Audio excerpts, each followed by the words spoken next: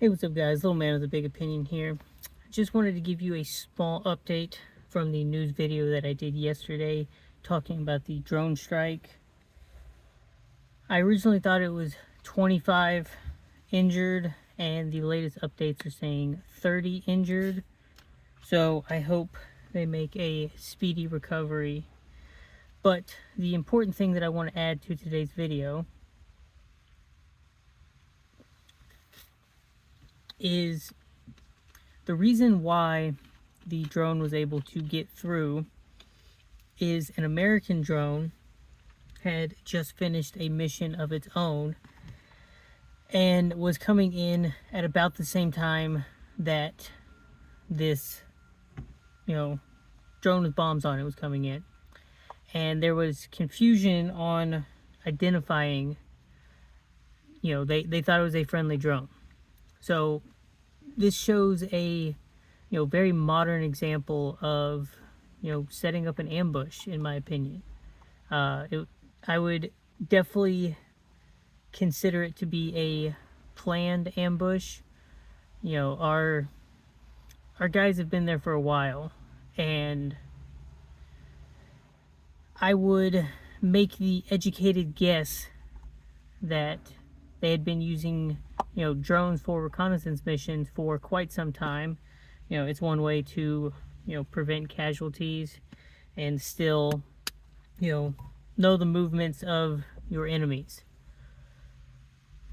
That being said, they have probably been doing it long enough that they have spotted a pattern in that drone use.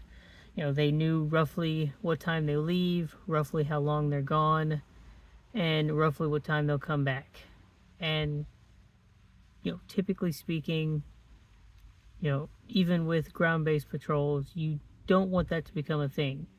So if you're using drones as part of your preparedness strategy, that's something else that I would consider keeping in mind. My last thoughts on this is there are two main types of drones that could have been used for this.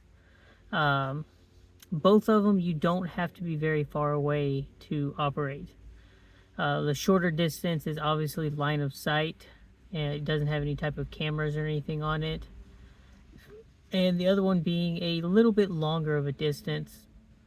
It does have a camera that you have some sort of feed, typically going to a phone or something, that can help guide you a bit more.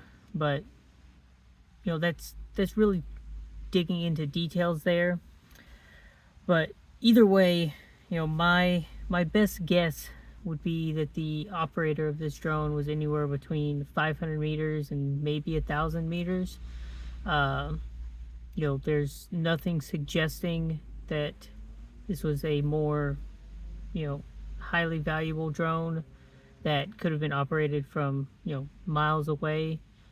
So, in my preparedness plan of staying frosty, there's really not much that we've come up with that can counteract this kind of thing, unless you're getting super fancy and having some sort of jamming device. So I'd say your best case scenario is, keeping your location hidden.